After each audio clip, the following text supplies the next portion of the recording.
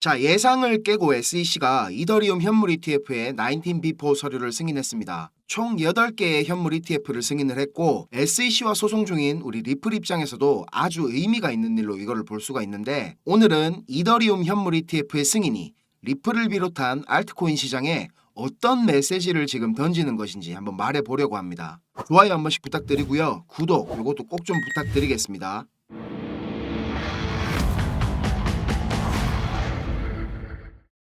자, 오늘 이더리움 현물 ETF 얘기가 좀 길어질 것 같아서 리플 단기 방향성 먼저 말씀드려 보겠습니다. 바이낸스 현물 4시간 봉이고요. 지금 옆차기가 이렇게 좀 길어지고 있습니다. 이더리움 차트랑 비슷하게 요 승인 시점에 급등 후에 급락이 나왔다가 다시 지금 요 검은 추세선 안으로 들어온 모습입니다. 이렇게 하모닉 배 패턴 가능성 높게 보고 있고요. 대략적인 목표가는 지금 원화로 1000원 근처 구간입니다. 결국 여기를 뚫고 올라가긴 하겠지만 여기 상단 추세선 닿으면 무조건 이렇게 저항이 좀 강하게 나올 것으로 생각하고 있습니다. 4월 중순에 만들었던 여기 저점은 깨지지 않을 가능성이 높고요. 지금 여기 하모닉 C포인트 있죠.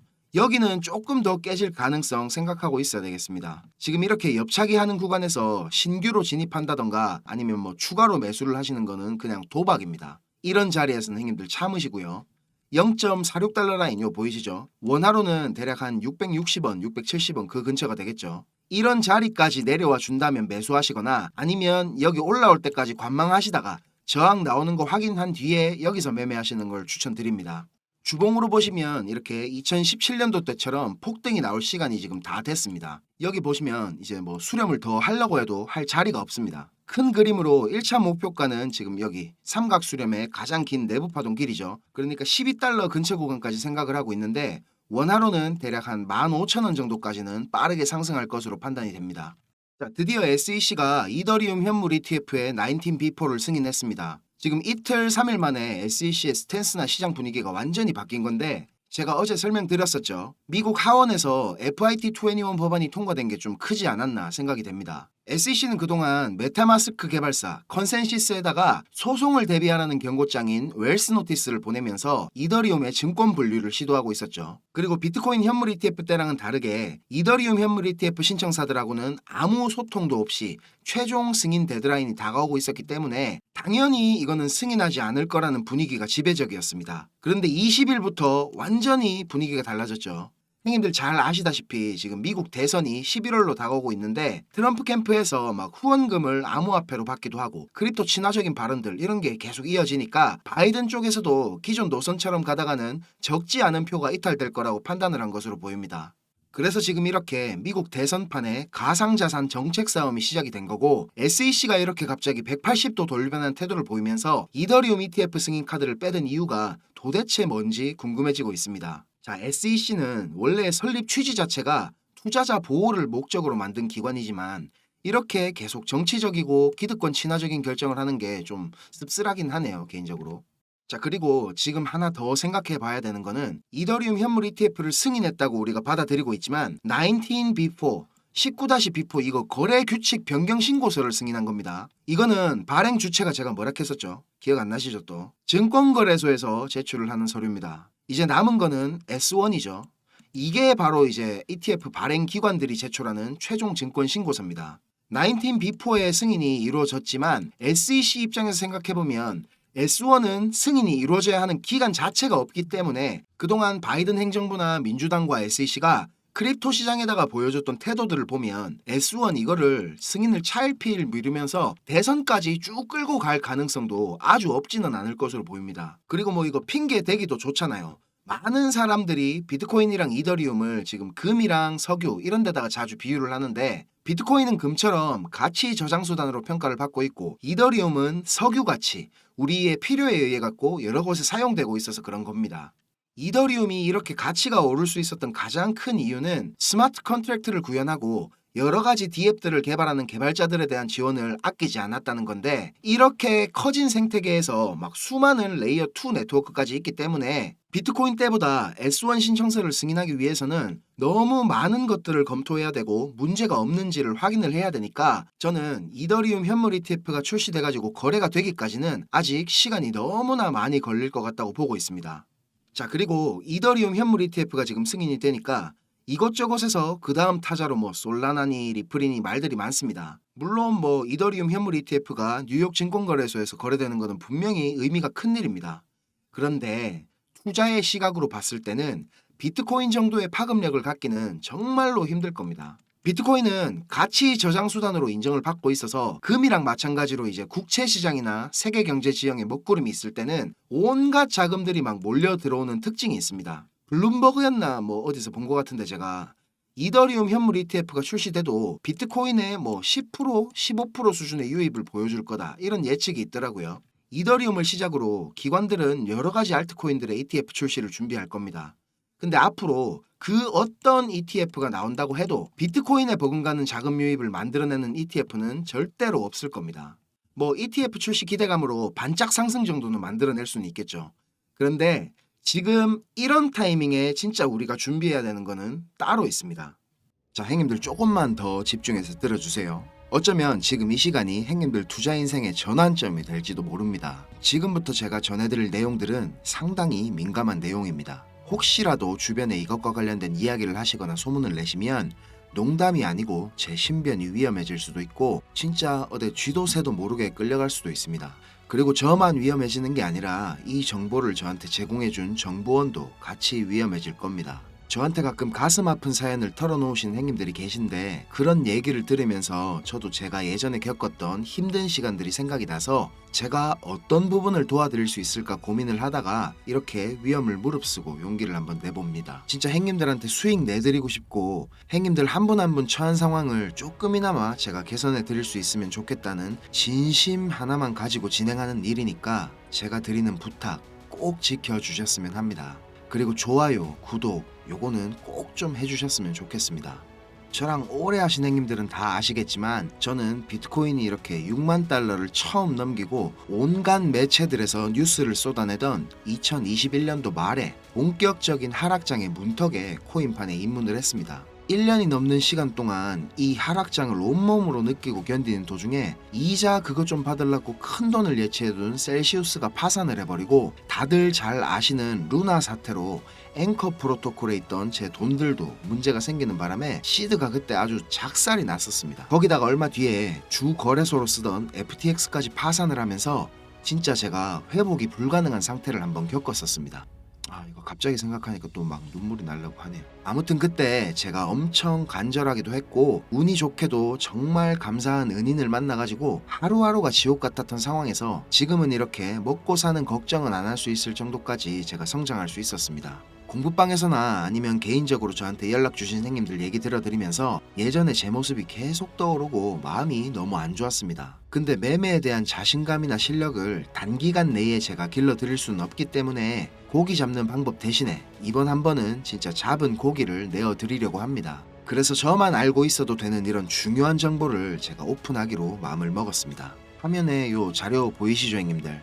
형님들이 이 자료를 받아보시고 이해를 하시려면 우선적으로 지금 시장 상황에 대한 배경 지식과 그리고 블록체인에 대한 이해가 약간은 필요합니다. 그래야 왜 이게 돈이 되는 자료인지 대번에 이해가 될 거고요. 조금 지루할 수도 있는 내용이지만 집중해서 잘 들으신다면 분명히 형님들 투자 인생이 달라질 거라고 저는 확신을 합니다. 비트코인이 지금 원화로 1억이 넘게 상승하는 동안에 우리 둘째 형님 이더리움이 너무 조용했죠. 이건 이더리움 도미넌스 차트인데요. 이더리움 도미넌스가 20%는 훨씬 넘겨야 정상인데 이번 상승에는 계속 14에서 16% 정도로 이더리움답지 않게 비리비리한 모습을 보여줬습니다. 하지만 이제 앞으로 2024년도에 이더리움은 다를 겁니다. 비트코인 뒤를 이어 지금 다음 타자로 현물 ETF를 기다리고 있는 중이죠. 하지만 이런 대형 호재에 가려져가지고 사람들의 주목도가 좀 떨어지지만 ETF보다 훨씬 더 중요한 포인트가 있습니다. 바로 이 EIP4844 덴쿤 하드포크입니다.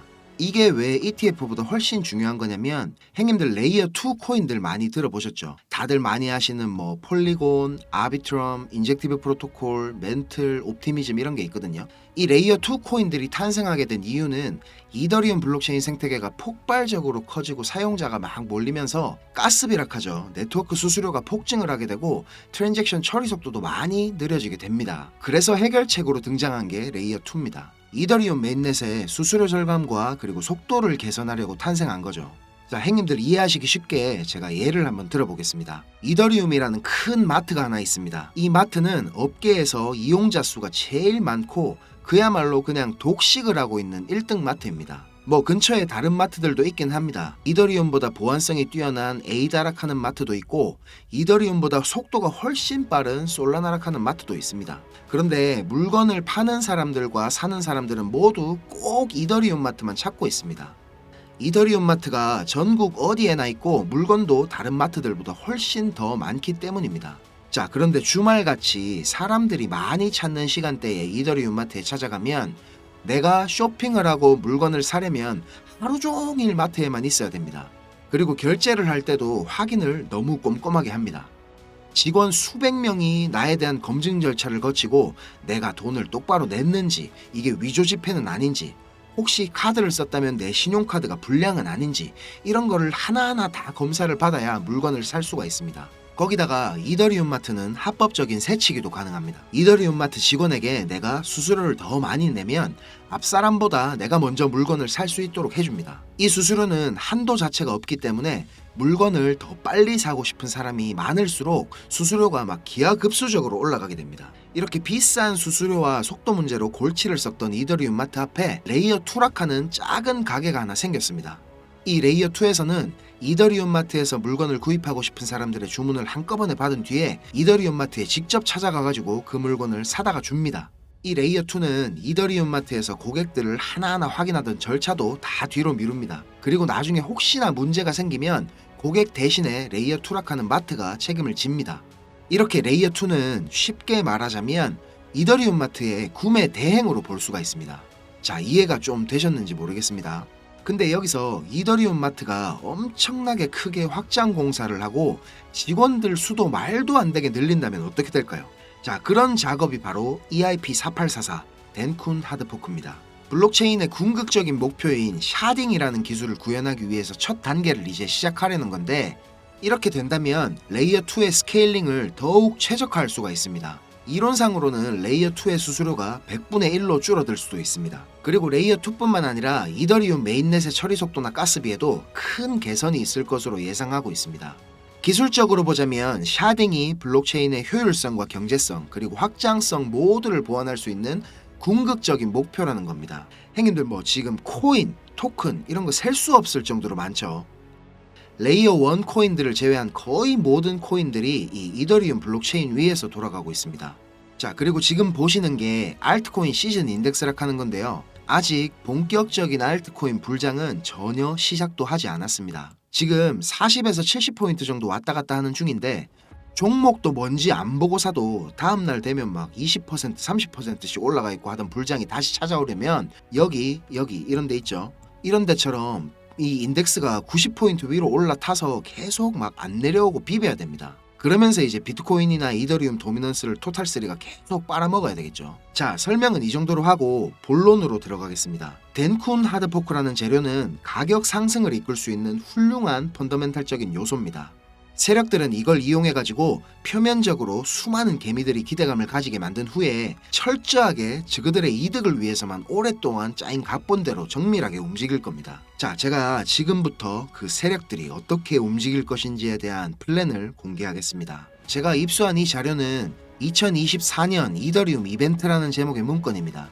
일반적으로 우리가 구할 수 있는 일정표랑 똑같은 양식이지만 내용은 완전히 다릅니다. 자, 군더더기 없이 빠르게 내용 전달해 드리고 끝내겠습니다. 이 문건에 나와 있는 날짜들 보이시죠? 이 날짜들이 세력들이 펌핑을 하는 날짜와 엑시트하는 날짜를 정리해 놓은 겁니다. 저도 요거 전해 들은 이야기라 정확하진 않지만 이 세력들이 어떤 세력이냐면 형님들이 이름만 들으면 아실만한 금융기관들에서 능력 있는 전문가들이 차출돼 갖고 만들어진 최고의 마켓 메이커 팀 중에 한 팀이라고 알고 있습니다. 이 팀의 존재를 아는 사람들조차 거의 없을 정도로 베일에 쌓인 팀입니다. 제가 여기 모자이크 처리한 부분에는 종목, 거래소, 예상 매수 평단, 예상 수익률 이런 게 나와 있습니다. 지금 보시는 자료는 2024년도 자료거든요. 저는 지금 2023년도 자료도 가지고 있는데 이 자료를 제가 2023년도 7월에 처음 받아봤습니다.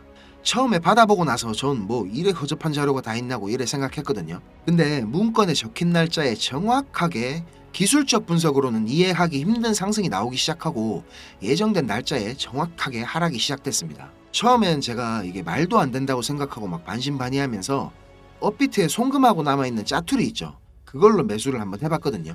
그런데 진짜 말도 안 되게 정확히 그 날짜에 펌핑이 나왔었고 정확하게 문서에 적힌 날짜에 하락이 또 시작됐습니다. 제가 이걸 한 3번까지는 의심을 했던 것 같습니다. 계속 그렇게 펌핑이 나오니까 저도 모르게 막 비중을 늘리게 됐고 작년 8월부터 12월까지 제 시드를 불리는데 엄청나게 도움이 됐습니다. 그렇게 제가 수익을 챙기면서도 내가 열심히 공부하고 노력했던 게 아무것도 아니었을까 이런 생각에 사로잡혀가지고 현타도 좀 세게 왔었습니다.